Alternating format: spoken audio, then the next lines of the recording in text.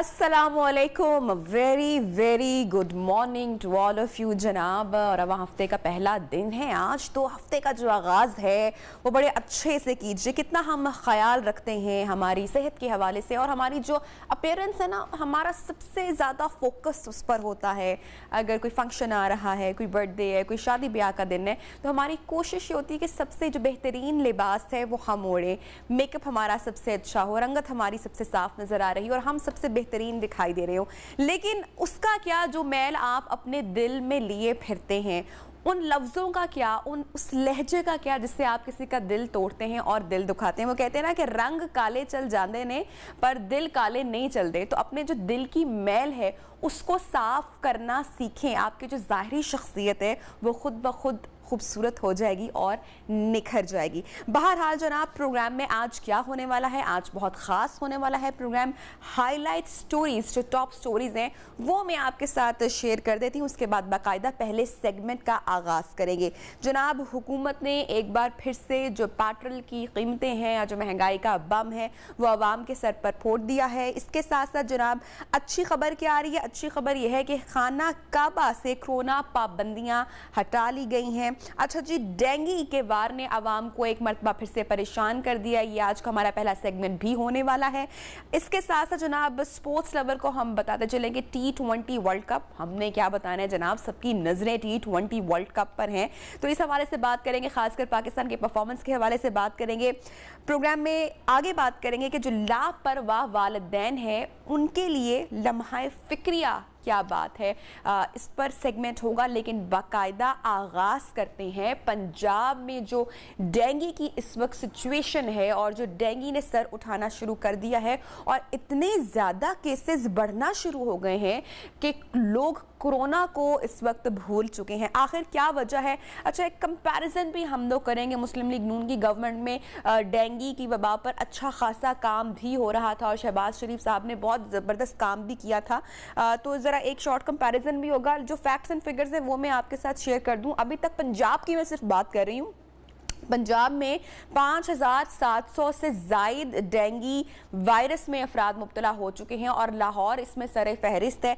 4000 से जायद अफराद का ताल्लुक लाहौर से बताया जा रहा है। इसके अलावा केपी में भी जो डेंगू है वो बेकाबू है, वहाँ पर भी सिचुएशन वर्स्ट है। कहाँ जो है वो आगाही मुहिम की गई या कहाँ पर स्प्रेस किए गए, हुकूमत की क्या जिम्मेदारी बनती है, क्यों केसेस इतने बढ़ते जा रहे हैं और आगे के लिए क्या स्ट्रैटेजी अपनाई जाएगी, इस पर बात करेंगे हम इस सेगमेंट में। और जो गेस्ट हमारे साथ मौजूद है मैं उनका तारुफ करवाते चलूं। मुस्लिम लीग नून से जनाब इनका ताल्लुक है और इंसदाद डेंगू मुहिम के सरबराह भी ये रह चुके हैं। और इसके साथ साथ जब मुस्लिम लीग नून की गवर्नमेंट थी तो advisor and special assistant for health भी रहे हैं। ख्वाजा सलमान रफीक साहब हमारे साथ इन कॉन्वर्सेशन है। Sir, thank you so much, आपने टाइम निकाला हमारे प्रोग्राम के लिए। सर, क्या सूरत हाल हो चुकी है पंजाब में? इतनी वर्स्ट सिचुएशन डेंगू की, इतने ज़्यादा केसेस बढ़ रहे हैं। देखिए, डेंगू की सूरत हाल जो है पंजाब समेत पूरे पाकिस्तान में इंतहाई शर्मनाक है। और मैं आपको ये कहना चाहूँगा, आप ही की बात को आगे बढ़ाऊँगा कि लाहौर में इस वक्त जो डेली पेशेंट की तादाद है वो 300, 350, 400 तक है, मुख्तलिफ फ्लक्चुएट कर रही है 24 आवर्स में। और पंजाब आपने फरमाया कि 5,000 साढ़े 5,000 तक पहुँच चुका है। पंजाब के अगर हम शहरों की बात करें तो लाहौर के साथ गुजरांवाला में पेशेंट्स आ रहे हैं, मुल्तान में एक ख़ास तादाद आ रही है पेशेंट्स की, पिंडी में काफ़ी तादाद पेशेंट है क्योंकि इस्लामाबाद और पिंडी जुड़वा शहर हैं। एक शहर में अगर वबा फैलती है तो अंडरस्टूड है कि दूसरे शहर में वबा फैलेगी। और अगर हम KPK की बात करें तो पेशावर, नौशहरा, बुनेर और दूसरे अजला में काफ़ी तादाद में पेशेंट्स आ रहे हैं। KPK इस वर्स्ट सिचुएशन में है। अब पेशावर जब 250, 240, 225 ये ब्रैकेट चल रही है पॉपुलेशन लाहौर का, उसका मुकाबला कर रहे हैं तो ये पेशेंट की तादाद बहुत ज़्यादा है। मुझे कल किसी दोस्त ने बताया जो इस मुतलका फील्ड का बंदा था कि बलोचिस्तान में भी ग्वादर, लसपेला और मच का जो इलाका है वहाँ पे सैकड़ों की तादाद में पेशेंट्स आए हैं। तो बलूचिस्तान वालों को भी अलर्ट होना चाहिए इस सीजन में भी और अगले सीजन में भी। अच्छा सर, मैं आपसे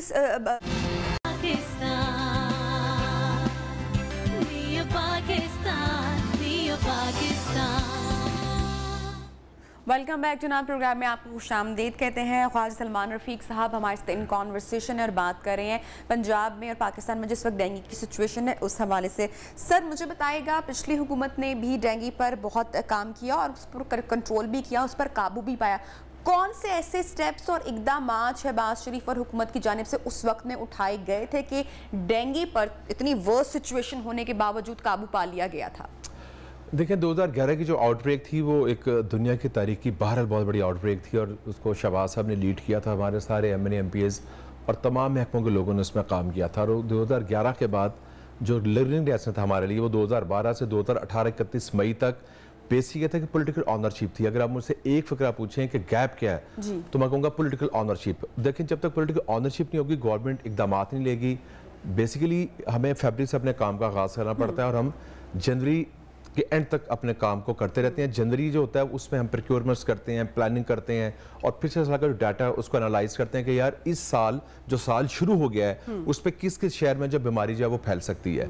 तो बेसिकली चूंकि 2012-13 अब 2012 की अगर आप मिसाल लें तो एक मोर्टेलिटी नहीं थी। हमारे इन 7 सालों में ऐसे भी 12 साल गुजरे हैं जिनमें एक भी डेथ नहीं हुई, क्योंकि हमारा टारगेट होता था कि एक भी डेथ नहीं होने देनी। करना अल्लाह ने है, मेहनत आपने करनी है। आपको लग रहा है कि इस हुकूमत ने प्लानिंग नहीं की, पहले से कोई स्ट्रेटजी तैयार नहीं की, काम नहीं किया इस पर पहले से? मैं आपको बताऊं, देखिए सिस्टम मौजूद है, सिस्टम तो वहीं मौजूद है, बुकलेट्स मौजूद है, डैशबोर्ड मौजूद है। डैशबोर्ड है क्या, मैं इसलिए बताना चाहूँगा कि आपके जो नाजरीन है उनके इल्म में आ जाए ये बात। देखिए पूरे पंजाब में हम बात गो के पाकिस्तान की कर रहे हैं, लेकिन चूंकि मैं पंजाब को सारा डील किया तो मेरे इल्म में है कि पंजाब में हज़ारों की तादाद में मोबाइल सेल्स एंड्रॉयड मौजूद हैं सारे अमले के पास, हर महकमे के। वो जितनी भी एक्टिविटीज़ कर रहे हैं वो रियल टाइम जो है वो डैशबोर्ड पे आ रही है। अब डैशबोर्ड की जिम्मेदारी किस पे है? सेंट्रल एमरजेंसी रिस्पांस कमेटी है जिसके सरबराह वज़ीर आला पंजाब हैं, जो भी वज़ीर आला होंगे। डेंगू कैबिनेट कमेटी है, उसको मिनिस्टर हेल्थ जो है वो उसको लीड करेंगे। फिर डिस्ट्रिक्ट कमेटीज़ हैं, तहसील टाउन्स की कमेटीज़ हैं और फिर यूनियन काउंसिल की कमेटीज़ हैं। ये पूरा ऑर्गेनोग्राम है। तो ऊपर जो CM बैठे हैं या मिनिस्टर है उनका काम है, क्योंकि उनके साथ IT का बंदा मौजूद है, वो डेली उनको अपडेट करते हैं जी कि ये सिचुएशन आ रही है फलां बीमारी की और डेंगू की ये सिचुएशन है, इतने सस्पेक्टेड पेशेंट आ रहे हैं, इतने प्रोबेबल आ रहे हैं, इतने कन्फर्म आ रहे हैं। तो जिस शहर में एक्टिविटी नहीं हो रही, यानी मोबाइल सेल्स पर एक्टिविटी नहीं आ रही, वो थर्ड पार्टी वैलिडेशन तो ऑटोमेटिक हो रही है। जरूरत इस समर की थी कि फरवरी से हम चीज़ों पे गौर करते हैं और फरवरी मार्च अप्रैल बेस्ट महीने होते हैं जिनमें लार्वा सेटिंग करनी होती है, यानी स्वीपिंग का अमल करना होता है। स्वीपिंग का अमल ये है कि आप घरों में जाते हैं, उनकी चीज़ों को चेक करते हैं, एक पूरा फॉर्म बना है, चेकलिस्ट बनी हुई है, उसको राइट करते हैं या क्रॉस करते हैं, फिर उसका भी डाटा आपके सामने आना शुरू होता है।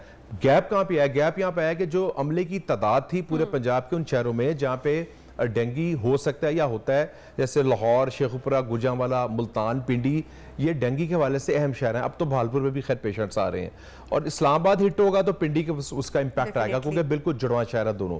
मैंने इस्लामाबाद में भी काम किया और पिंडी में भी काम किया है। इंतजामी तौर पर ज़ाहिर वो वफाकी हुकूमत है, लेकिन जब आप डेंगू का काम कर रहे हैं तो मच्छर का तो इस बात का अंदाजा नहीं है कि वफाक क्या सूबा क्या, तो आपने काम करना है। ताकि लग रहा है कि जो PTI की जो गवर्नमेंट है वो बिल्कुल इंतजामी तौर पर फेल दिखाई दे रही है, खासकर डेंगू के हवाले से। और डेंगू स्प्रे सोसाइटीज़ में या शहर में करना तो दूर की बात है, कोई आगाही मुहिम भी उस तरीके से इस बार नहीं हुई। देखिए इसमें तशहीरी मुहिम बहुत अहम है, कम्युनिटी को मोबिलाइज करना बहुत अहम है। आप हर घर में अपने अमले को नहीं भेज सकते, आप लोगों को अपने साथ शामिल करते हैं और लोगों की जो कम्युनिटी अवेयरनेस है उसको करने के साथ साथ आप उनको अपने साथ एक एम्बेसडर के तौर पे शामिल कर देते हैं। हम ये करते थे कि पूरा साल तशहीरी मुहिम करते थे स्कूलों में बच्चों के महकमा तालीम से। देखें जो कमेटी है ना, इसमें हर महकमा मौजूद है, जो कैबिनेट कमेटी है। ये सिर्फ हेल्थ की जिम्मेदारी नहीं है, इसमें बल्दियात है, माहौलियात है, इसमें शोबा तालीम है, औकाफ है, जो आपके उर्स होते हैं, मिले ठेले होते हैं, तो इस पर बेशुमार महकमे, वासा मौजूद है, LDA मौजूद है और पंजाब की जितनी भी अथॉरिटीज़ हैं, वफाक के महकमे इसमें मौजूद हैं। फिर फिशरीज डिपार्टमेंट जो है वो बायोलॉजिकल कंट्रोल करता है, यानी मछलियाँ हैं जो बड़ी वाटर बॉडीज हैं, किसी भी शहर की झीलें हैं, बागात में, उनमें मछलियाँ छोड़ दी जाती हैं ताकि वो लार्वे को खा लें। तो आप हर एस्पेक्ट पे काम करते हैं। जब आप तमाम एस्पेक्ट पे काम नहीं करते और पॉलिटिकल ऑनरशिप नहीं होती तो महकमे फिर काम उस तरह नहीं करते। और तमाम महकमों को मिलकर काम कर रहे हैं। एक फोरम मौजूद है कैबिनेट कमेटी का जिसमें आपने हर हफ्ते बैठ के एक डिस्कशन करनी है। फिर टेक्निकल कमेटी है। फिर जिम्मेदार कौन हुआ है? अब तक 23 समाअत हो चुकी हैं सूबे में। देखिए जिम्मेदारी तो बराह रास्त वज़ीर आला साहब पे है, पंजाब में KPK में महमूद खान साहब पे, और अगर इस्लामाबाद की बात करेंगे तो उसके वज़ीर दाखिला शेख रशीद साहब जिम्मेदार हैं और बराह रास्त जिम्मेदारी इमरान खान साहब पे है, क्योंकि इंतजामी तौर पर जो फैसिलिटेट करना है किसी भी ऑफिसर को वो पॉलिटिकल लोगों ने करना है। ये प्राइम मिनिस्टर का और चीफ मिनिस्टर की जिम्मेदारी होती है। बहरहाल पंजाब में वज़ीर सेहत की भी जिम्मेदारी है और KPK में वज़ीर सेहत की जिम्मेदारी है। तो जिम्मेदारी का तयन तो इन पर बराह रास्त होगा, क्योंकि जब हम काम करते थे शहबाज साहब के साथ तो शहबाज साहब की और हमारी जिम्मेदारी थी। शहबाज साहब हमारी ओवरऑल हमारे इंचार्ज थे, जो सेंट्रल एमरजेंसी रिस्पांस कमेटी थी, मैं कैबिनेट कमेटी को चेयर करता था, 6.5 साल मैं उसका चेयरमैन रहा हूँ। तो हम तो वॉरफिटिंग पे काम करते थे। देखिए टारगेट फॉगिंग बड़ी ज़रूरी है। अभी भी शहर में आपको टारगेट फॉगिंग नज़र नहीं आ रही।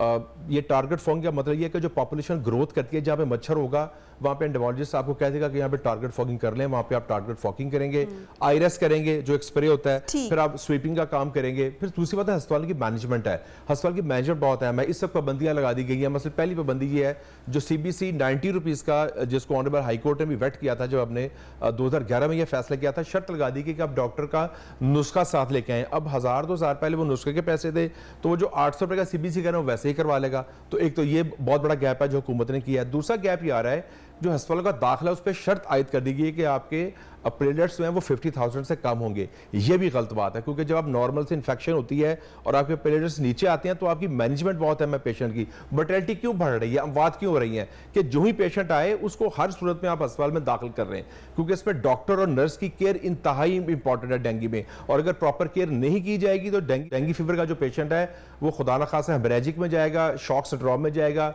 ब्लीडिंग की तरफ जा सकता है और खुदा न खासा बंदे की डेथ हो सकती है। सो हुकूमत को जरूरत इस अमर की है कि इसकी अभी भी पॉलिटिकल ऑनरशिप नहीं है, और उसका बयन सबूत ये है कि आपको किसी फील्ड एक्टिविटी में गली मोहल्ला में देखिए मीटिंग करना काफी नहीं है।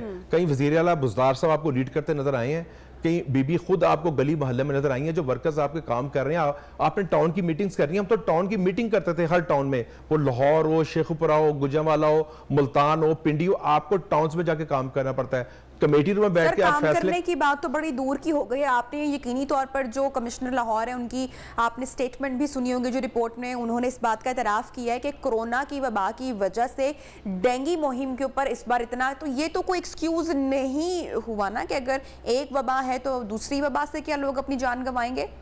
देखिए हुकूमत का काम है पेशबंदी करना। 2020 में जब कोरोना की एक आउटब्रेक हुई पूरी दुनिया में तो सबको पता था कि कोरोना के लिए अमला चाहिए, सबको पता था डेंगू के लिए अमला चाहिए। तो अब तो देखना ये पिछले साल की बात है, 2021 का नया सीजन जो था वो जनवरी फरवरी में शुरू हो गया था।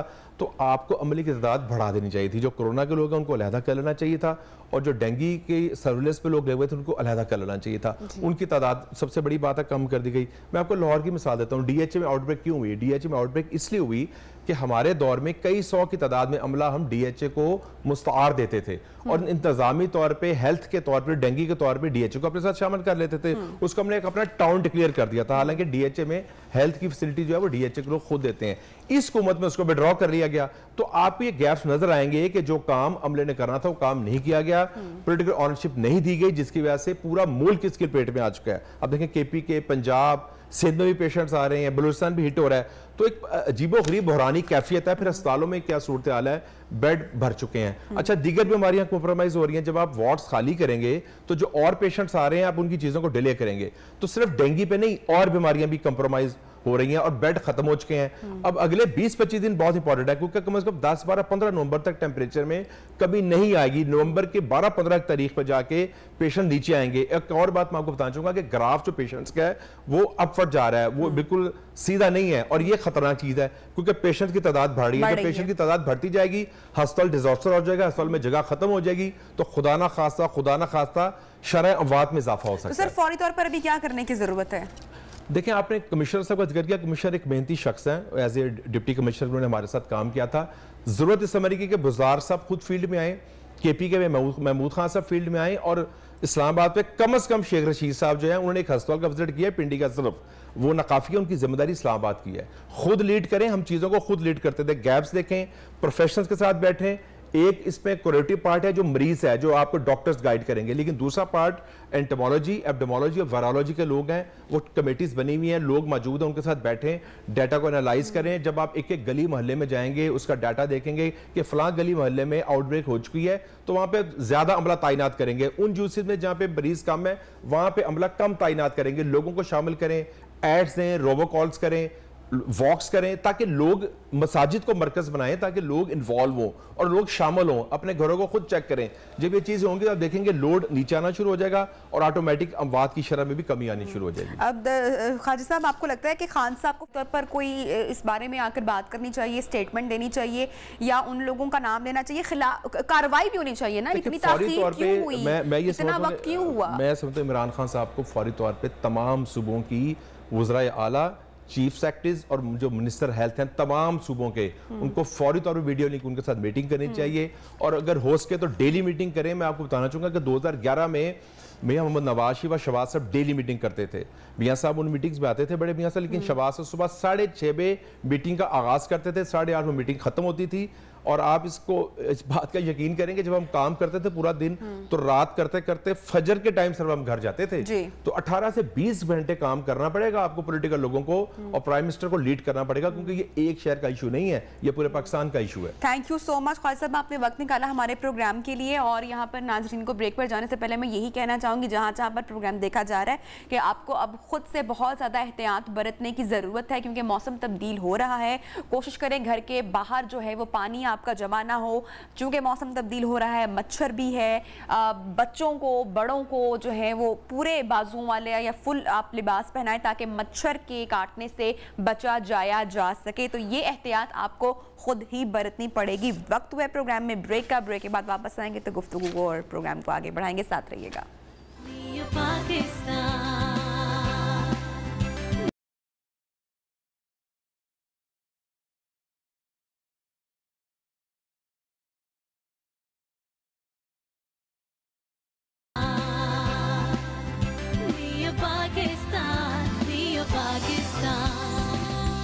कम था, ज़्यादा बढ़ गया है, मुश्किल हो गया ज़िंदगी गुजारना। अब जहाँ मैं 100 रुपया रोज़ करता था, 150 रुपया हो गया मेरा, तो 50 रुपये रोज़ बढ़ गए हैं। पेट्रोल इतना महंगा हो गया, बिजली इतनी महंगी हो गई है, इंतजाम नहीं घर का हो रहा, चूल्हा नहीं चल रहा।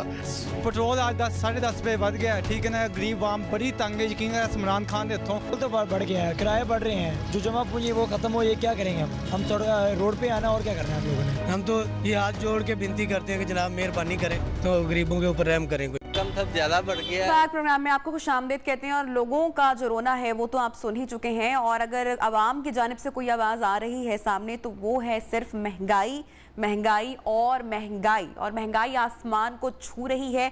और जनाब आप जानते हैं कि पाकिस्तान तहरीक इंसाफ की हुकूमत ने पेट्रोल मसनूआत की कीमतों में गुज़श्ता 2 माह में चौथा इजाफा किया है, जो कि अब आवाम की पहुंच से बाहर हो चुका है, जिसकी वजह से आलमी मंडी में जो तेल की कीमतें हैं उसमें भी इजाफा देखा गया है। जो वजारत खजाना की जानिब से एलामिया जारी किया गया है, मैं तो छोटी सी डिटेल है वो आपके साथ शेयर कर रही हूँ। डीजल की कीमत में 12 रुपये 44 पैसे, पेट्रोल की कीमत में 10 रुपये 49 पैसे, जबकि मट्टी का तेल 10 रुपये 95 पैसे महंगा कर दिया गया। और इस इजाफे के बाद अब पाकिस्तान में 1 लीटर पेट्रोल की कीमत 137 रुपये 79 पैसे हो गई है, जबकि जो 1 लीटर मट्टी के तेल की कीमत है वो 110 रुपये 26 पैसे हो गई है। और हाई स्पीड डीजल की फी लीटर कीमत 134 रुपये 48 पैसे हो गई है। 1 लीटर लाइट डीजल ऑयल 108 रुपये 35 पैसे का हो गया है। आवाम का रोना यही है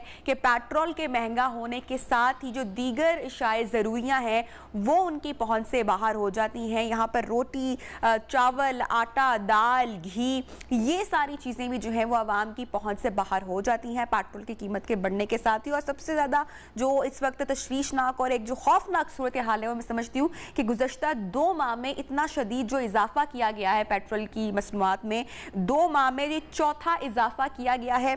और आवाम जो है वो इस वक्त महंगाई की चौकी में पिसते हुए दिखाई दे रहे हैं। देखना ये है कि क्या आने वाले टाइम में हुकूमत की जानिब से आवाम को क्या कोई रिलीफ मिल पाता है या नहीं मिल पाता है, क्योंकि पेट्रोल की मसनूआत की कीमतों में इजाफों के बाद जो दीगर इशाए ज़रूरियाँ हैं उनकी कीमतों में भी महंगाई में इजाफा देखा गया है। खान साहब से बड़ी उम्मीदें वाबस्ता है पाकिस्तान की आवाम से। देखना यह है कि क्या खान साहब और उनकी जो टीम है क्या वो कोई बेहतर मुआशी पॉलिसी लेकर आती है, क्या टीम की कारकर्दगी होती है, क्या पेट्रोल की कीमतों में, मसनूआत में या महंगाई में जो इतना इजाफा, रिकॉर्ड इजाफा देखा गया है, इसमें आने वाले वक्त में क्या कोई रिलीफ आवाम को दिया जाएगा या नहीं दिया जाएगा, ये एक बड़ा सवालिया निशान है। और आवाम की जितनी नजरें हैं वो भी इस वक्त हुकूमत की जानिब लगी हुई। एक शॉर्ट कंपैरिजन भी ऑफ कोर्स इस सूरत हाल में किया जाता है। जो गुज़श्ता हुकूमत रही उनकी कारकर्दगी रही और जो अभी पाकिस्तान के हालात चल रहे हैं महंगाई के हवाले से, यकीनी तौर पे आवाम की जो नज़रें हैं वो इस वक्त हुकूमत पर टिकी हुई हैं कि कहीं से शायद कोई रिलीफ मिल जाए। लेकिन जनाब कोई अच्छी इतला अभी तक ताहाल सामने नहीं आ रही है। इसके ऊपर डिटेल सेगमेंट जनाब हम करेंगे और तमाम जो मामलात हैं, जो एनालिसिस है वो भी आप तक पहुंचाएंगे कि महंगाई का तूफान आखिर अब कब थमने वाला है, आवाम को आखिर कब रिलीफ मिलेगा, ये सारी बातें जानेंगे। और कोशिश हमारी ये होगी कि कोई ना कोई हुकूमती जो नुमाइंदा है उनसे हम बात कर सकें और इस पूरे मामले पर हम जो है वो एनालिसिस ले सकें। डॉक्टर आबिद सुलेहरी साहब हमारे साथ इस सेगमेंट में शामिल होंगे और उनसे हम बात करेंगे जो बढ़ती हुई महंगाई है और जो पेट्रोल की जो मसनूआत हैं, जो कीमतें हैं, उसमें जो मुसलसल दिन ब दिन जो इजाफा होता जा रहा है, क्या इसमें कोई रिलीफ मिलेगा आने वाले वक्त में या नहीं मिलेगा। क्योंकि एक एनालिसिस जो है अपोजिशन की जानिब से वो ये किया जा रहा है कि पेट्रोल की कीमतों में आने वाले वक्त में मज़ीद इजाफा होगा, तो खुदा ना खास्ता ऐसा हो। आलमी मंडी में जनाब जो तेल की कीमतें हैं उसमें जो है वो इजाफा देखा गया, रिकॉर्ड इजाफा है अब तक का। और जो अब जनाब पेट्रोल की कीमत है वो 137 रुपये 79 पैसे हो गई है। आवाम का रोना आपने सुना, मैं चाहूँगी कि जो आवाम के जो तासुरात हैं अगर वो भी आप एक बार दिखा सकें, अपनी टीम से मैं कहूँगी कि वो बताएं कि जो लोग हैं उनका क्या कहना है और क्या तवक्कुआत है उनकी हुकूमत से, अगर वो भी हम आपको दिखाएं। क्योंकि हमारे जो न्यूज़ रिपोर्टर हैं वो फील्ड में गए हैं, उन्होंने गुफ्तगू की है लोगों से। बात करेंगे जनाब डॉक्टर आबिद सुलेहरी से बात करेंगे, लेकिन जो लोग कह रहे हैं वो सुनते हैं जनाब, आइए देखते हैं। महंगी हो गई है, इंतजाम नहीं घर का हो रहा, चूल्हा नहीं चल रहा, पेट्रोल आज 10-10.5 रुपए बढ़ गया है, ठीक है ना। गरीब आम बड़ी तंग है, यकीन है इमरान खान के हथों तो बढ़ गया है, किराए बढ़ रहे हैं, जो जमा पूंजी वो खत्म हो, ये क्या करेंगे हम रोड पे आना और क्या करना है हम लोगों ने। जी जनाब, डॉक्टर आबिद सुलेहरी साहब ने हमें ज्वाइन किया है और उनसे जानते हैं। डॉक्टर साहब मुझे बताइएगा कि पेट्रोल मसनूआत की कीमतों में गुज़श्ता 2 माह में ये चौथा इजाफा किया गया है। मेरा सादा सा आपसे सवाल है कि हुकूमत 1 लीटर पर कितना टैक्स चार्ज कर रही है आवाम से? ये देखिए, अगर आप इसको custom duty, tax, petroleum levy, इन तीनों चीजों की बात करते हैं तो 22 रुपए। जी डॉक्टर साहब, आपको आवाज आ रही है मेरी? जी मुझे आवाज आ रही है। अच्छा, मैं आपसे जान रही हूँ कि हुकूमत कितना टैक्स चार्ज कर रही है 1 लीटर पर? देखिए, इस वक्त अगर जनरल सेल्स टैक्स की और पेट्रोलियम लेवी की बात करते हैं तो ये तकरीबन 13 रुपए पर लीटर चार्ज कर रही। अच्छा, जो हुकूमत अभी तक 1 लीटर पर 24 रुपए टैक्स वसूल नहीं कर रही? वो इंपोर्ट ड्यूटी ऐड करके 22 रुपए बनता है। इसमें रिलीफ की कोई गुंजाइश नहीं थी? यहाँ पर मार्जिन नहीं मिल सकता था? मेरा नहीं ख्याल कि बहुत ज्यादा इस पर रिलीफ की गुंजाइश होगी, क्योंकि वो अदरवाइज आपको इनडायरेक्ट टैक्सेस में कहीं ना कहीं से पूरा करना होगा रेवेन्यू अपना। 30 रुपए पर लीटर जो है वो पेट्रोलियम लेवी बजट में रखी गई थी, जो कि इस वक्त 5 रुपए 16 पैसे के लगभग जो है वो चार्ज की जा रही। तो जाहिर है कि अगर 25 रुपए पर लीटर हुकूमत वहाँ पे अब्जॉर्ब कर रही है, अगर इसको मजीद 4-5 रुपए आप कम कर देते हैं तो वो कहीं ना कहीं से तो पूरा करना है, वो इनडायरेक्ट टैक्सेस की शक्ल। डॉक्टर आबिद साहब, क्या आप समझते हैं कि ये जो इतना ज्यादा जो पेट्रोलियम मसनूआत में जो इजाफा हुआ है, एक जो आम आदमी है उसकी जिंदगी पर क्या असरात मुरतब हो रहे हैं इतनी महंगाई के बाद? जाहिर है, जब आपकी एनर्जी लेड इन्फ्लेशन है, जब पेट्रोलियम की कीमतों में इजाफा होता है तो ट्रिगर होता है और वो आपकी बाकी सारी चीजों की कीमतें जो है उनमें इजाफे का बायस बनता है।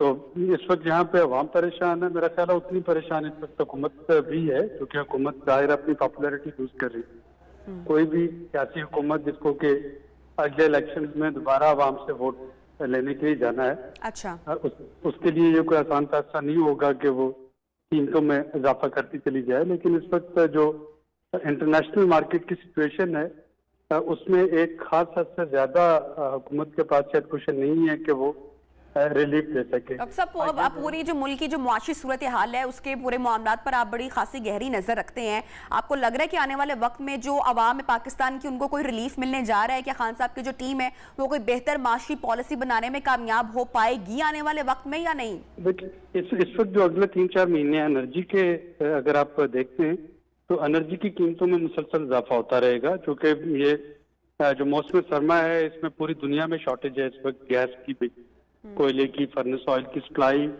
कम है, डिमांड ज्यादा है और कीमतों में इजाफा होगा।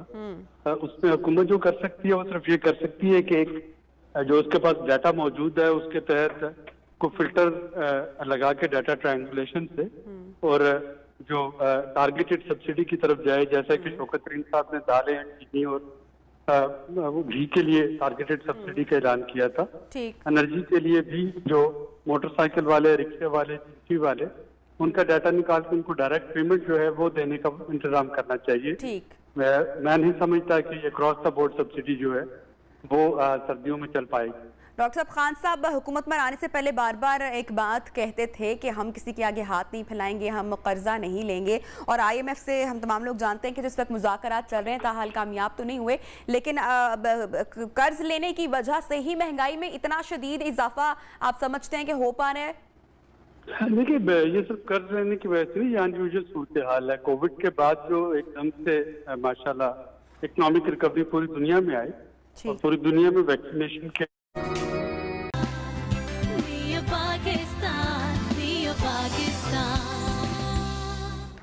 वेलकम बैक जनाब। प्रोग्राम में आपको खुशामदीद कहते हैं और अभी मैं आपकी मुलाकात करवाने जा रही हूँ प्रोग्राम के इस हिस्से में नेओ न्यूज़ की हमारी सीनियर एंकर पर्सन है, क्राइम रिपोर्टर भी हैं, क्राइम शो भी अपना होस्ट करती हैं, पाकिस्तान के मुख्तलिफ जगहों पे जाती हैं, मुख्तलिफ लोग भी इनसे कांटेक्ट करते हैं और वहाँ पे होने वाले जो घिनौने वाक़यात हैं उनका पर्दा हटाती हैं। TV पे इनका प्रोग्राम भी नशर होता है। बहुत ज़बरदस्त काम अनिला आइबर्स थे कि वो कर रही हैं और अभी एक रीसेंट स्टोरी बहावलपुर से इन्होंने कवर की है जो इनके शो में भी नशर किया गया है और बहुत ही एक अनिला दिल दहला देने वाला, रोंगटे खड़े कर देने वाला एक ही इंसिडेंट है और आई एम श्योर कि बहुत टफ होता होगा आपके लिए जब आप ऑन स्पॉट जाके इस तरह के मुल्जिमान से मिलती होंगी या विक्टिम से मिलती होंगी।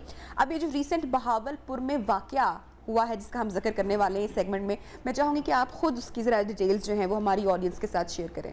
बिल्कुल। बिस्मिल्लाहिर्रहमानिर्रहीम। नबिहा, बहुत शुक्रिया कि आपने मुझे आज फिर एक बार उन बच्चों की पुकार बनने का मौका दिया जिनके लिए मैं वहाँ तक गई थी। एक के बाद एक प्रोग्राम ऐसा होता है जिसमें आपने जैसे बात की रोंगटे खड़े, तो लफ्ज़ बोलना, रोंगटे खड़े और जाके स्पॉट पे कवर करना, ऐसी ऐसी चीज़ें होती हैं जो कि हम पैमरा के रूल्स के मुताबिक या सोशल एथिक्स के मुताबिक नहीं चला सकते, लेकिन मैं वो लाइव देख रही होती हूँ वहाँ पे। मेरा कंटेंट 35 मिनट का होता है, उसमें मैंने बहुत सारी चीज़ें रखनी होती हैं, बहुत चलानी होती हैं, लेकिन जो रिकॉर्डिंग होती है वो हमारी 8-8 दिन की होती है। तो उसमें ऐसी ऐसी खौफनाक चीज़ें सामने आती हैं कि बताते हुए जो है वो दिल घबरा जाता है बाज़ औक़ात कि किस मुंह से बताएं कि हमारे वतन में ऐसे क्रिमिनल लोग भी हैं जो हमारी इस जद्दोजहद से हासिल की हुई सरजमीन जिसमें कुर्बानियाँ हैं बहुत ज़्यादा, इसको किस तरह से तबाह कर रहे हैं, इसकी नस्ल को कैसे तबाह कर रहे हैं, यहाँ के बच्चों को कैसे तबाह कर रहे हैं। पीछे कसूर में इंसिडेंट हुआ था हुसैन खान वाला में, जहाँ पे चाइल्ड अब्यूज़ का, चाइल्ड पोर्नोग्राफी का, ये इस तरह का जो सामने वाक़या आया था। मुझे एक ईमेल आती है, एक 10 साल का मैट्रिक का बच्चा है, 10वीं जमात का, वो ईमेल करता है मुझे कि मेरे साथ ये सब कुछ हो रहा है, वो ऑन रिकॉर्ड है ईमेल मेरे पास, कि मुझे प्लीज़ बचा लिया जाए। अब उस बच्चे के पास चूँकि 10वीं जमात का बच्चा, फ़ोन भी था, उसने ईमेल में अपना नंबर दिया, मैंने उसे कॉल की, मैं बहावलपुर चली गई। जो कुछ उसने बताया कि मेरे साथ हो रहा है वो खौफनाक तरीन था। वहाँ गई, जब मैं उस बच्चे से मिली, वो बच्चा अंडर ऑब्जर्वेशन था उस गैंग की जो उसको चाइल्ड अब्यूज़ के तौर पे 4-5 साल से उसको यूज़ कर रहे थे, उसके 4-5 साल से बच्चे और फिर प्रोस्टिट्यूशन में डाल रहे थे बच्चों को। बच्चे की उम्र क्या थी जब वो उसके साथ ये इंसिडेंट हुआ होगा? वो 5वीं जमात का तालिब इल्म होगा, 5वीं जमात का बच्चा, और 5 साल तक वो मुसलसल टॉर्चर होता रहा और फिजिकली अब्यूज होता रहा है, मेंटली अब्यूज होता रहा है और घर वालों को किसी को नहीं पता चला। ठीक है, बच्चे की उम्र यकीनी तौर पर बहुत कम होगी, उस वक्त कम होगी। अब वो 15 साल का, अब वो 15 साल के, और जैसे ही आप अपनी आपको लगता है कि आपके साथ कुछ गलत हो रहा है तो उस बच्चे ने आपका प्रोग्राम देखा और आपको ईमेल की कांटेक्ट किया, क्योंकि हर प्रोग्राम के नीचे मेरा ईमेल एड्रेस चलता है। अच्छा, तो उसने ईमेल में क्या आपको? उसने मुझे साफ लिखा कि मेरे साथ जो है वो यहाँ पर ज्यादती होती है। एविडेंस भी उसने अटैच किया? उसने मुझे, मैंने कॉल पे बात की ना, फिर उसके बाद उसने मुझे बताया, उसने कहा मिस मैं दे सकता हूँ, आप आएँ, क्योंकि ऐसी कोई भी साइल जब हमें कोई राब्ता करता है तो हमारे जो सोर्सेज होते हैं हम उन्हें एक्टिव कर देते हैं वहाँ पे। मैंने अपने सोर्स को एक्टिव किया, उन्होंने उस बच्चे पे नजर रखी, 2-3 दिन में मुझे हकायक मिल गए कि ये बच्चा सच बोल रहा है और ये वाकई इसके साथ कोई ना कोई ऐसे लोग अटैच हैं जिनकी वजह से ये सहमा रहता है। मैं जब वहाँ गई, उस बच्चे से मिला, वो बच्चा मुझे मिलने के बाद मंजर से गायब हो गया। आपसे उसकी मुलाकात हुई? एक मुलाकात हुई और उसके बाद वो बच्चा गायब हो जाता है। सारे आपको बताया कि कब से क्या बताया, और उसने एविडेंस देने का वादा किया मुझे। नेक्स्ट डे जिस जगह पे उसने बुलाया वहाँ पे ना वो यानी कि बच्चे पर भी नजर रखी जा रही थी कि वो किससे मिल रहा है और किससे नहीं मिल रहा। मैं वहाँ DPO बहावलपुर फैसल कामरान साहब हैं, मैं उनके पास गई, मैंने उनसे कहा कि एक बच्चा है जो अगवा हो गया है और मुझे ये ईमेल आई है, इससे ज्यादा मेरे पास कुछ नहीं है। उन्होंने जगह जगह पे नाकाबंदी करवाई कि यहाँ पर कोई मशकूक कोई हो, इंसान हो, कोई गाड़ी हो, कोई बाइक हो, रोक के चेक किया जाए। अच्छा, ये अगवा से पहले बच्चा इंडिकेट कर चुका था मुल्जिमान को और उस जगह को? नहीं, सिर्फ सब बताना था। उससे पहले अगवा हो गया। अभी नाकाबंदी हुई तो 2 या 3 दिन की हमारी जो जद्दोजहद थी, उसके बाद एक सिंध नंबर प्लेट की गाड़ी जो कि लग रहा था कि शायद नंबर प्लेट जाली है, उसको एक नाके पे रोका गया। ड्राइवर को जब शीशा उसने नीचे किया, उसके मुंह से बहुत ज़्यादा शराब की स्मेल आ रही थी। पुलिस वालों ने जनरली उसको उतार के ड्राइवर को चेक करने की कोशिश की। ठीक, हमारी गाड़ियां भी चूंकि 2-3 एग्जिट और अभी आप बहावलपुर शहर में ही थी जब इस तरह वाकया हो रहा है। वहाँ पे 2-3 एग्जिट है और हमारी कोशिश होती थी कि रात के वक्त किसी ऐसे एग्जिट पे खड़े हों जहाँ से बहावलपुर से दूसरी सिंध की तरफ सड़क, कराची की तरफ सड़क जा रही है, क्योंकि उमूमन ऐसे जो वाक़यात होते हैं, बच्चे गायब होते हैं, वो कच्चे के इलाके में दूसरी तरफ इधर उधर वो बच्चे फेंक दिए जाते हैं। तो एक सिक्स सेंस थी हमारी कि रात के वक्त जो है ये नाका स्ट्रांग होना चाहिए। हम लोग वहाँ खड़े थे, एक गाड़ी मशकूक रोकी गई, उस गाड़ी में से शराब की बुनियाद पर एक ड्राइवर को चेक करने के लिए उतारा गया। वो ड्राइवर जब भागा, गाड़ी को चेक किया तो सीट के पिछले साइड पे वो बच्चा बंधा हुआ पड़ा हुआ था उसके। और जब ये 2 दिन के अंदर पकड़ा गया? हाँ, 2 से 3 दिन के अंदर। और पुलिस वालों ने जब उस बच्चे को पकड़ा, और पुलिस वालों को भी बहावलपुर की आई एम श्योर कि अप्रिशिएट करना चाहिए कि उन्होंने सपोर्ट किया। बच्चे की बाजियाबी 2 दिन में हो गई, वरना अक्सर इस तरह के केसेस में, बाजियाबी के केसेस में बहुत वक्त लग जाता है।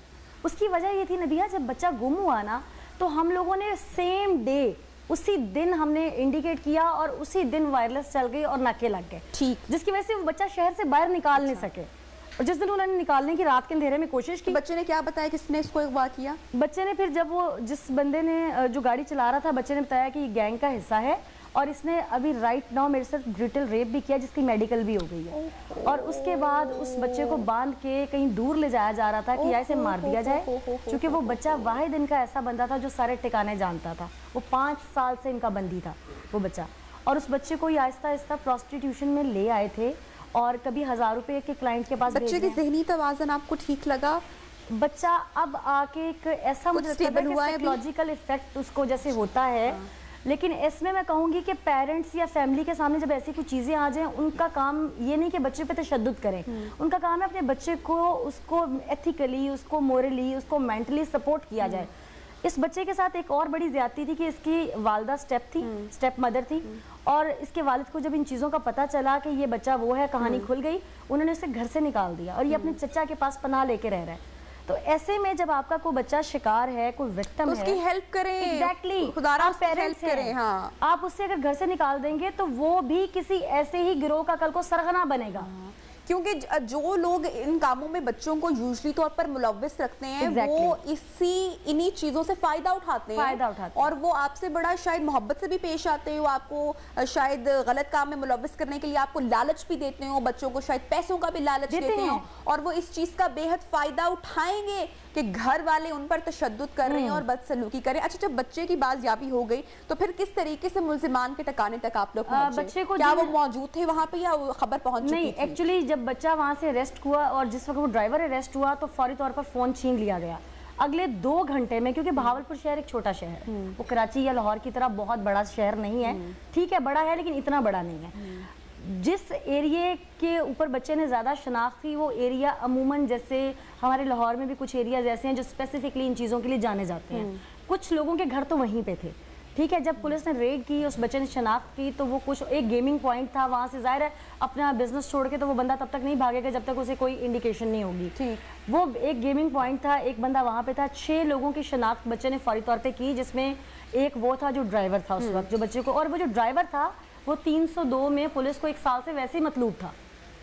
अच्छा, हाँ, यानी कि मर्डर केस में ये पकड़ा गया, जो पकड़ा गया, ठीक, जो किस गैंग का हिस्सा। क्या नाम है मरकजी मुल्जिमान का बताया जा रहा है? मुल्जिमान आमिर नाम का है, काशिफ नाम का है, एक दो। अच्छा, हम जब ब्रेक पे गुफ्तगू कर रहे थे तो एक अगेन आपने दिल दहला देने वाला जो इंकशाफ किया कि जो मरकजी मुल्जिम है दे आर HIV पॉजिटिव। बिल्कुल, इसमें से एक जो मेन सरगना है जिसने ये गैंग सारा इकट्ठा किया था और 70 से 80 बच्चे वो अपने मुंह से माना है कि मैंने अभी तक डिस्ट्रॉय किए हैं, उनकी ज़िंदगियां तबाह की हैं और उनकी उम्र 8 से 16 के दरमियान है। वो बच्चे इस वक्त 8 से 10 बच्चे ऐसे हैं जिनके घरों की शनाख्त मैं खुद करके आई हूँ, क्योंकि मेरे पास भी वक्त इतना था कि मैंने आके शो भी चलाना था, अपने इदारे में आके अटेंडेंस भी देनी थी, बहुत सारी चीज़ें थी। लेकिन अब चूंकि आके काम पुलिस का है तो बाकी वो 70 बच्चे छोटे जो मासूम बच्चे हैं, वो मैं कहूँ तो मिनी बम बन के इस वक्त फिर रहे हैं। और उसमें से बहुत सारे बच्चे ऐसे हैं जिनको प्रोस्टिट्यूशन पे लगा दिया गया है और 500,000 के लालच में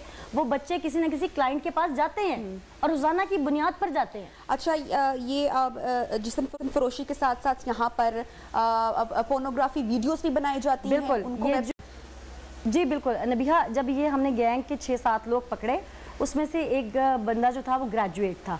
जब मैंने उसकी एजुकेशन देखी, मैंने उससे कहा कि मैंने कहा ये किसी ना किसी वजह से इस गैंग का हिस्सा होगा, खाली 500,000 के पीछे नहीं होगा। पहले उनको एडिक्ट किया जा रहा है बच्चों को, बहुत कम उम्र में उनको। बच्चों को एडिक्शन इस तरह से नहीं दी जाती, बच्चों को जस्ट सिगरेट, शीशा, इन चीज़ों पे अभी लगाया जा रहा है, क्योंकि अगर ज़्यादा वो ड्रग्स देंगे तो बच्चा शायद एक्सपायर हो जाए, घर में बात खुल जाए, बच्चा बहुत वीक हो जाएगा। बड़ी चालाकी और होशियारी से जब बच्चा 15 से ऊपर निकलेगा वो ऑटोमेटिकली एडिक्शन की तरफ खुद ब खुद चला जाएगा।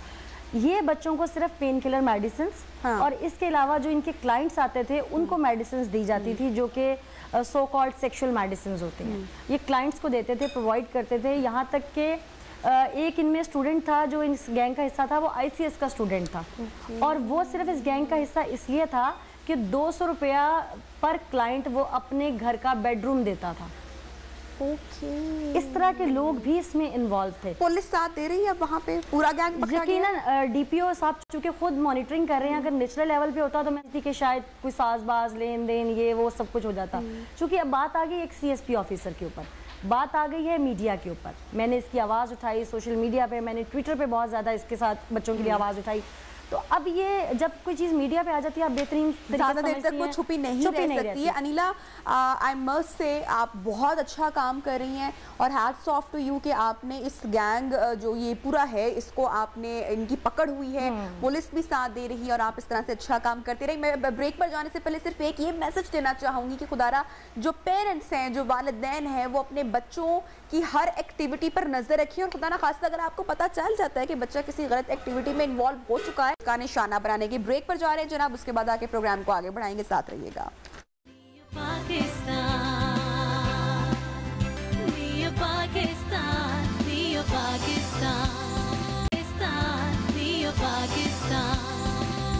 वेलकम बैक जनाब, प्रोग्राम में आपको खुशामदीद कहते हैं और बहुत ही अच्छी खबरें सामने आ रही हैं। तकरीबन 1.5 साल की पाबंदी के बाद और कोरोना जो आलमी वबा फैली हुई थी, अब उसके बाद जनाब जो मस्जिदुल हराम और मस्जिद नबवी है वहाँ पर तमाम पाबंदियाँ और रुकावटें ख़त्म कर दी गई हैं और जिसके बाद समाजी फासले के बगैर जो है अब वो नमाज फ़जर अदा की गई है। इस वक्त इंजीनियर मोहम्मद रियाज शाहीन जो हैं वो हरम शरीफ के बाहर मौजूद हैं, वहाँ से हमें मनाजिर भी खूबसूरत दिखाएंगे और जो पाबंदी हटाई गई हैं और जो मुसलमानों में जो खुशी की लहर दौड़ पड़ी है उस हवाले से बताएंगे।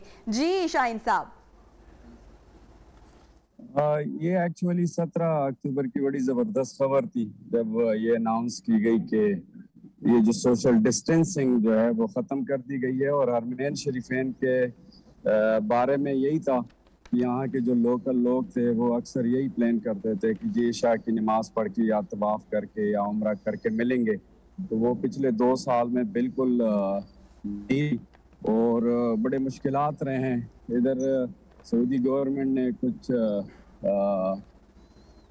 एप्लीकेशंस बनाई और उसमें आप अपने आप को एंटर करते होते थे, रजिस्टर करते थे, उस पर 15-15 दिन भी लगते थे। तो अल्हम्दुलिल्लाह वो जो है वक्त गुजरने के साथ उसमें कमी आई है और ये सोशल डिस्टेंसिंग ख़त्म होने से एक उम्मीद जागी है कि आइंदा इंशाल्लाह और भी चीज़ें जो है आसान हो जाएंगी। और जो दूसरी चीज़ है हरमैन शरीफीन की जो मैं शेयर करूं वो ये है कि कारपेट्स हटा दिए गए थे, वो रिटर्न हो गए हैं, जमजम के कूलर जो हैं वो आ गए, तो ये लेटेस्ट अपडेट है। अच्छा, आफरीदी साहब ये भी बताएगा कि जो लोग अब उम्रा अदायगी की नीयत रखते हैं और जो आना चाहते हैं सऊदी अरब, अब क्या सऊदी हुकूमत की पॉलिसीज़ हैं इस हवाले से? सऊदी जो हुकूमत है इसकी जितनी भी तारीफ की जाए मेरे ख्याल में कम है। इन्होंने यहाँ अपने जो इनके सिटीजन हैं उनके लिए या जो इधर फॉरेनर्स रहते हैं उनके लिए मेरे ख्याल में ऑलमोस्ट 90+% पे जा चुकी है वैक्सीनेशन तो इनके लिए यही इन्होंने शर्त रखी है कि ड्यूल वैक्सीनेटेड हो बंदा, और तवक्कलना और एतमरना के नाम से एप्लीकेशन है, उसमें आपको रजिस्ट्रेशन करनी पड़ती है और उसकी जो कंफर्मेशन आती है तो आप एलिजिबल होते हैं कि आप उम्रा कर सकें। अच्छा, और फरीदी साहब, जो सऊदी अरब में इस वक्त जो कोविड की सिचुएशन है, हमारी ऑडियंस को, नाजरीन को उस हवाले से भी बता दीजिएगा। और जिन पॉलिसीज़ का आप जिक्र कर रहे हैं, क्या ये तमाम दुनिया के लिए एक ही है या फिर मुख्तलिफ ममालिक के लिए मुख्तलिफ तरह की पॉलिसीज़ हैं? नहीं, मेरे ख्याल में पॉलिसीज जो है वो टोटली बिल्कुल इक्वल है, इवन दो कि सऊदी सिटीजन और जो इधर फॉरेनर हैं उनके लिए भी है।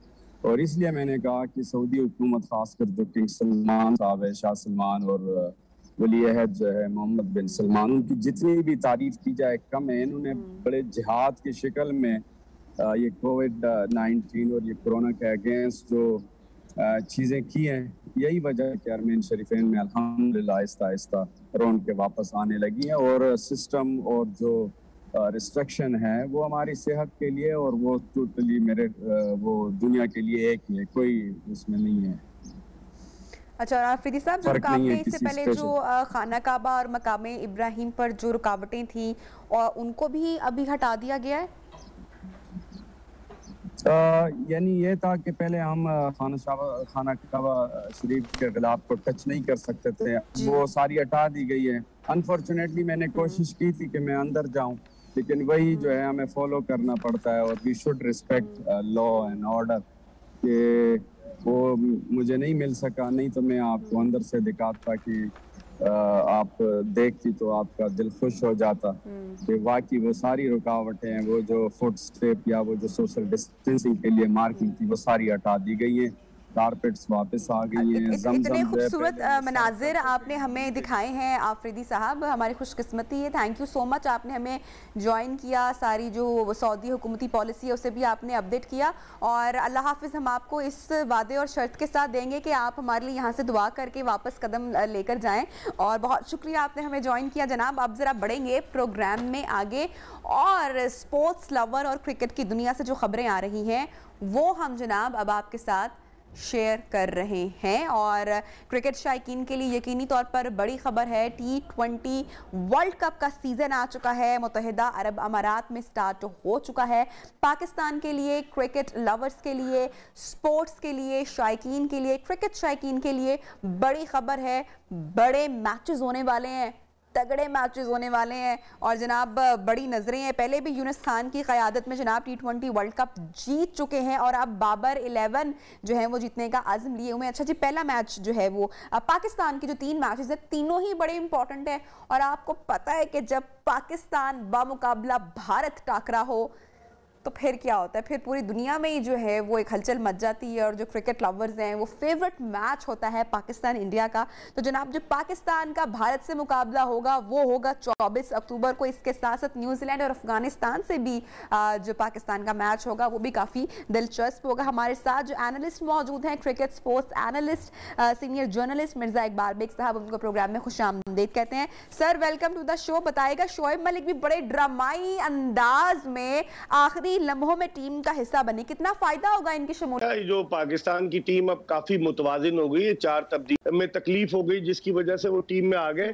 पाकिस्तान की टीम अब बैटिंग लाइनअप खासी मजबूत और मुतवाजिन है, और उम्मीद है कि पाकिस्तान टफ टाइम देगा। कल हमने बांग्लादेश और स्कॉटलैंड का मैच देखा कि टीमें, बड़ी टीमें चाहे कितनी क्यों ना हो, लेकिन जिस दिन कोई बैट्समैन रन्स कर जाए, कोई बॉलर अच्छा स्पेल कर जाए, अच्छे कैचेस ले लिए जाए, तो वो टीम फतह से हमकिनार होती है। और कल स्कॉटलैंड ने ये प्रूव किया, 6 रन से उन्होंने बांग्लादेश को हराया। हालांकि बांग्लादेश की टीम अपनी सरजमीन पर ऑस्ट्रेलिया और न्यूजीलैंड की टीमों के खिलाफ T20 सीरीज जीत कर आई थी। तो मैं समझता हूँ कि टफ मुकाबला होगा पाकिस्तान का, और सीनियर प्लेयर्स की मौजूदगी से पाकिस्तान को काफी एडवांटेज हासिल होगा। अच्छा बेग साहब, बाकी मैचेस का मैं जिक्र करूंगी, न्यूजीलैंड और अफगानिस्तान के मैच का, लेकिन जो 24 अक्टूबर को मैच होने जा रहा है, बड़ा इंपॉर्टेंट मैच होगा। पाकिस्तानी टीम बड़ी नजरें हैं, और क्या लगता है आपको किसकी बरतरी होगी, नफसियाती बरतरी किसको हासिल है? देखिए, नफसियाती बर्तरी तो भारत को हासिल है। उसकी बुनियादी वजह ये है कि भारतीय टीम इस वक्त आईसीसी की जो T20 इंटरनेशनल रैंकिंग है उसमें नंबर 2 टीम है, पाकिस्तान नंबर 3 पर है। और भारत के प्लेयर्स जो है वो कंटिन्यूली इंटरनेशनल क्रिकेट भी खेल रहे हैं और आईपीएल भी खेल रहे थे, जबकि पाकिस्तान को सेटबैक हुआ, न्यूजीलैंड वापस चला गया, इंग्लैंड नहीं आया। पाकिस्तान के 11 T20 थे, 4 वेस्ट इंडीज, 5 न्यूजीलैंड, 2 इंग्लैंड, वो जाया हो गए। तो पाकिस्तान को थोड़ा सा डिसएडवांटेज है कि इंटरनेशनल क्रिकेट नहीं खेले, लेकिन हमारे खिलाड़ी नेशनल T20 कप खेल कर गए। भारतीय खिलाड़ी चूंकि वहाँ काफी अरसे से दुबई में मौजूद है, वो इंडियन प्रीमियर लीग के मैचेस भी खेल रहे हैं, तो उनको थोड़ा सा नफसियाती जो एडवांटेज हासिल होगा। लेकिन मैं समझता हूँ पाकिस्तान की टीम में इतना पोटेंशियल है कि ये भारत को हरा सके। अब देखते हैं, T20 क्रिकेट एक एंटरटेनमेंट की क्रिकेट है। जिस दिन, मैंने पहले भी कहा, जिसका अच्छा दिन होगा वो टीम फतह से हमकिनार हो सकती है। बेशक। अच्छा सर, रेगुलर स्पिनर नहीं है टीम में, उस्मान कादिर हैं, लेकिन प्लेइंग 11 का हिस्सा नहीं है, तो इसका नुकसान हो सकता है आपको लगता है? देखिए, रेगुलर स्पिनर तो 3 है पाकिस्तानी टीम में। अगर शादाब खान को देखें, वो आए लेग स्पिनर थे और वो पाकिस्तान के मेन लेग स्पिनर हैं। उनके अलावा इमाद वसीम, वो भी रेगुलर स्पिनर हैं, वो इनिंग्स के शुरू में गेंद करते हैं। उनके अलावा मोहम्मद नवाज, ये सारे स्पिनर्स हैं, 3 स्पिनर्स हैं पाकिस्तान के जो कि रेगुलर स्पिनर कहलाते हैं। इसके अलावा ये मोहम्मद हफीज से भी बॉलिंग करा सकते हैं और शोएब मलिक से भी। तो पाकिस्तान का स्पिन बॉलिंग अटैक इन्हीं 5 के गिर्द रिवॉल्व करेगा। अच्छा सर, ओवरऑल टीम आपको कैसी लग रही है? मुंतखब जो हुई है कैसी आपको लग रही है, कितनी स्ट्रांग लग रही है इस वक्त? अब तो टीम को गए हुए भी कई दिन हो गए। आज 2 बजे दोपहर को पाकिस्तानी टीम वेस्ट इंडीज के खिलाफ अपना एक प्रैक्टिस मैच खेल रही है आईसीसी क्रिकेट एकेडमी में। तो अब टीम तो अच्छी है, सिर्फ थोड़ी सी बॉलिंग में हमारे लिए लम्हे फिक्रिया है कि हमारे पास 2 फास्ट बॉलर्स अच्छे हैं, शाहीन शाह अफरीदी और हसन अली, और स्पिनर्स को अब फॉर्म में वापस आना होगा। शादाब काफी अरसे से आउट ऑफ फॉर्म है, उनके अलावा नवाज को हम ज्यादा खिलाते नहीं है। इमाद वसीम का कॉन्फिडेंस हमने शेकन कर दिया है। तो मेरे ख्याल में हमारा थोड़ा सा लम्हे फिक्रिया बॉलिंग के लिए, लेकिन बॉलिंग भी ऐसी है कि ये अगर ब्रेक थ्रू दे दें, शाहीन आफरीदी या हसन अली या हारिस रऊफ को खिलाते हैं या मोहम्मद वसीम जूनियर को, तो पाकिस्तान के लिए एडवांटेज तो होगा। Thank you so much Mirza Iqbal Baig sahab, आपने हमें ज्वाइन किया। और यकीनन जो क्रिकेट शायकीन हैं उनकी नज़रें हैं इस वक्त क्रिकेट के मैदानों में, और जनाब खासकर जो 24 अक्टूबर को मार्का होने जा रहा है वो खासा दिलचस्प होगा, और शायकीन की नज़र है होने वाले मैच पर। जनाब वक्त लेंगे यहाँ पर, एक छोटा सा वक्फा लेंगे, ब्रेक का वक्त हुआ है, और ब्रेक से वापस आएंगे तो आपको किचन में लिए चलेंगे और देखते हैं क्या नाम आज क्या बना रही है, क्योंकि खुशबू बड़ी अच्छी आ रही है। तो आप साथ रहिएगा रेसिपी के लिए भी।